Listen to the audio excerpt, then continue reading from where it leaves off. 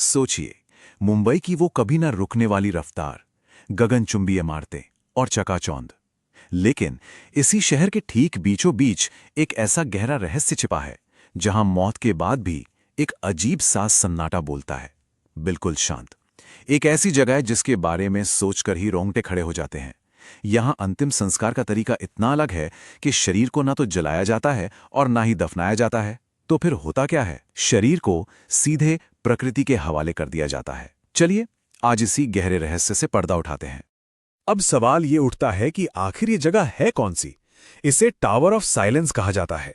आम लोगों की एंट्री यहां पूरी तरह से बैन है, बिल्कुल सख्त मनाही। अब जहां ऊंची दीवारें हों, घने जंगल हों और अंदर जाने की मनाही हो, वहां अफवाहें तो उड़ेंगी ही ना। लोग अजीब सी आवाजों और परछाइयों के ढेरों कहानियां सुनाते हैं। लेकिन सच क्या है? इन ऊंची दीवारों के पीछे की वो हैरान कर देने वाली सच्चाई आखिर है क्या? आज हम इसी की तह तक जाएंगे। भाग 1। प्रकृति को समर्पण, डकमा यानी अंतिम संस्कार। रहस्य और खौफनाक कहानियों से थोड़ा बाहर निकलकर अगर हम असल तथ्यों को देखें तो पूरी कहानी ही बदल जाती है। मुंबई के मालाबार हिल की इस जगह को पारसी समुदाय में डकमा कहा जाता है। असल में ये एक ऊंचा, गोल और ऊपर से पूरी तरह से खुला हुआ टॉवर है। होता यह है कि जब किसी पारसी व्यक्ति का निधन होता है तो उनके शरीर को इसी खुले टॉवर में रख दिया जाता है। इसे स्काई बुरियल या आकाश समाधि कहते हैं। ये एक बहुत ही प्राचीन परंपरा है। यहां खुले आसमान के नीचे गिद्ध यानी वल्चर्स आकर शरीर को अपना आहार बनाते हैं।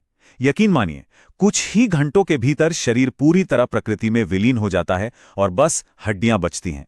भाग 2। पवित्र तत्व और पारसी धर्म, शुद्धता का दर्शन। अब हमारे मन में ये सवाल आ सकता है कि आखिर यही तरीका क्यों?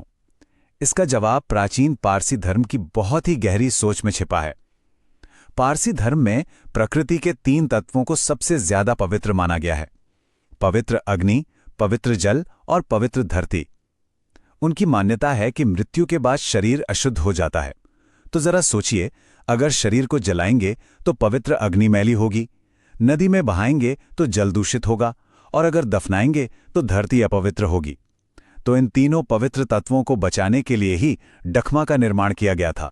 देखा जाए तो ये कितनी अद्भुत और इको फ्रेंडली सोच है ना? मुंबई में जहां ये टावर ऑफ साइलेंस मौजूद है, उस पूरे इलाके को डूंगरवाड़ी कहते हैं।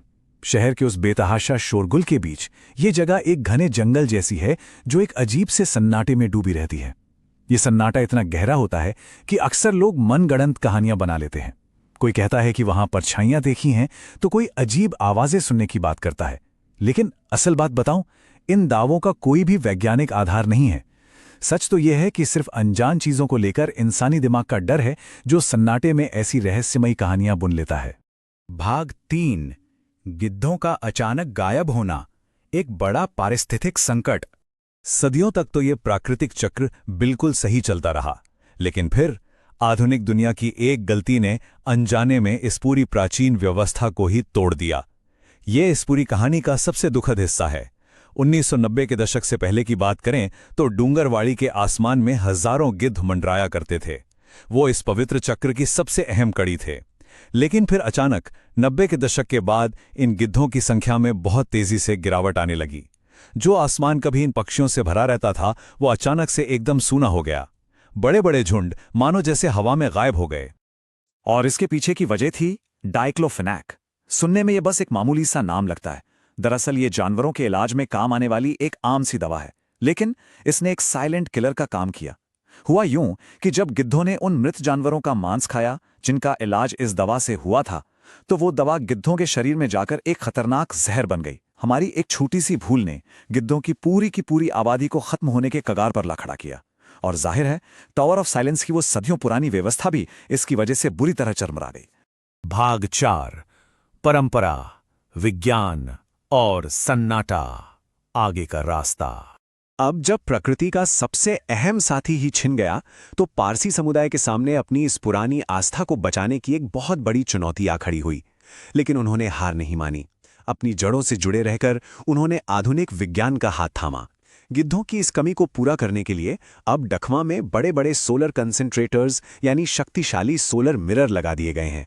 ये शीशे क्या करते हैं कि ये सूरज की तेज किरणों को सीधा शरीर पर केंद्रित करते हैं, जिससे प्राकृतिक रूप से विघटित होने की जो प्रक्रिया है वो बहुत तेज हो जाती है।